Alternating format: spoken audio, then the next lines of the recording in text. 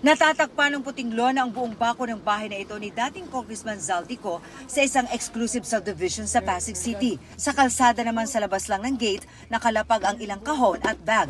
Ipinakita ng abogado ni Ko sa mga pulis ang lamang mga relo ng isang kahon. Ang iba, hindi na binuksan. Nagtungo roon ang NBI at PNP-CIDG bago magtanghali para isilbi ang arrest warrant laban kay Ko. We are here to implement a warrant of arrest issued by the Sandigan 5th, 6th, tsaka 7th Division for malversation, violation of Section 3E, Section 3H of RA 3019 against accused Elizalde Saldi Salcedo Co. In your presence, we will enter the premises for you also to witness the proper implementation of the warrant. We consent only insofar as the warrant of arrest. Any search is limited to plain view.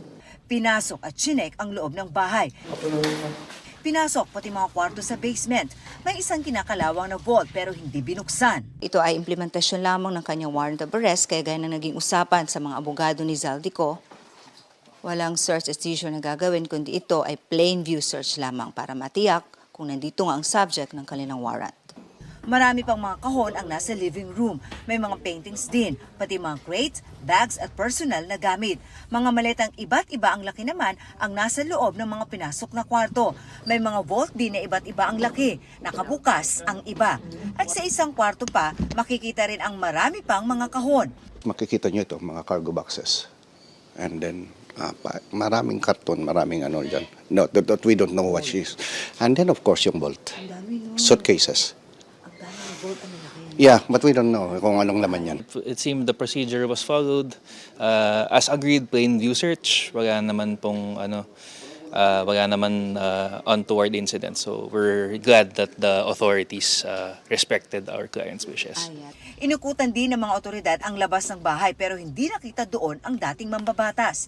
Alam naman namin na wala sila rito. But again, this is a process. This is a procedure, no, para doon sa pag-return namin ng warrant. Yun yung last address na which is written doon sa warrant of arrest niya. Tinanong ang abogado ni Ko kung nasaan ang kanyang kliyente. We do not know. I'm sorry. Si Attorney Apostol ang tumanggap at pumirma sa warrant of arrest kay Ko. Did you know na the warrant will be served today? We were just told to come to the house. Wala kaming alam na may warrant or anything. So you knew that there's going to be the serving of... No, hindi naman. We weren't informed. We were just informed na, we need you to be there. May emergency lang. That's all we were told. Nitong Sabado, pinuntahan ng mga pulis sa Taguig ang unit ni Ko sa isang luxury condominium pero wala silang inabutan doon. Noong Biyernes, inilabas ng Sandigan Bayan 5th, 6th at 7th Division ang warrant of arrest laban kay Ko at 15 iba pa. Kaugnay sa umano'y substandard na 289 million peso road deck projects sa Nauhan, Oriental, Mindoro.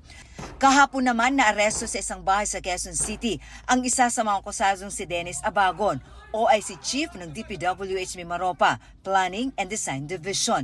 Hindi pinangalanan ni Abagon kung sino ang may-ari ng bahay, pero kinumpirma ni DILG Secretary John V. Cremulya na pagmamay-ari ito ng Vice Mayor ng Bansud, Oriental, Mindoro. We have determined that he is the owner of the property. Ang didetermine namin kung ano ang nature ng kanyang stay sa lugar na yan. Kung he was renting or he was being hidden.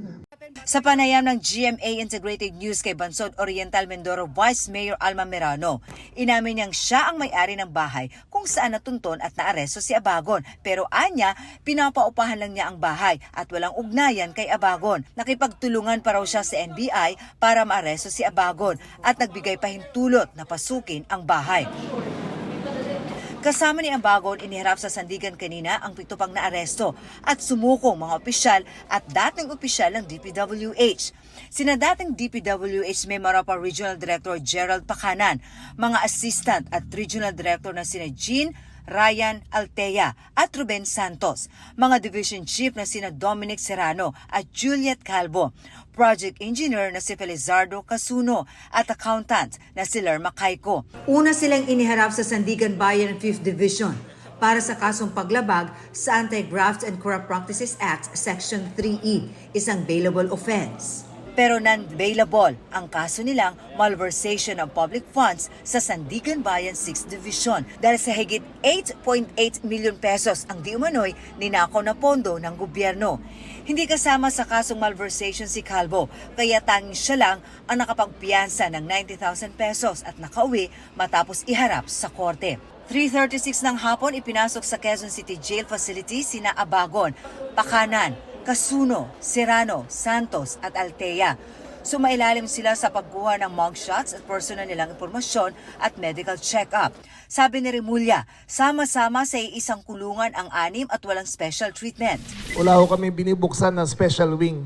So kung saan yung mga general population ng Quezon City inmates, doon rin sila nakatira ngayon.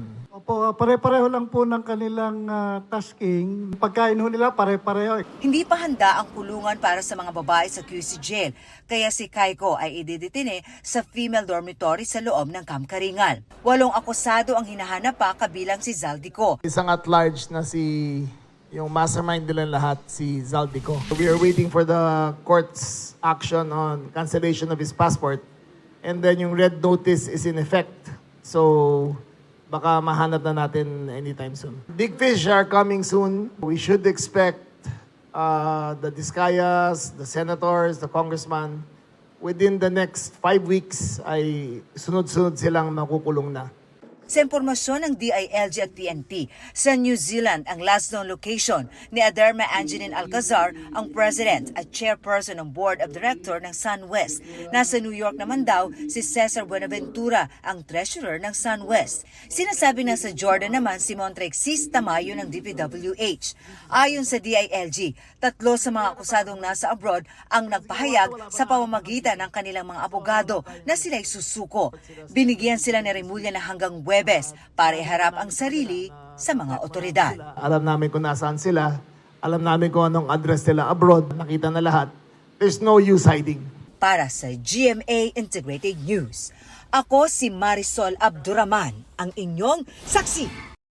Mga kapuso, maging una sa saksi. Mag-subscribe sa GMA Integrated News sa YouTube para sa iba't ibang balita.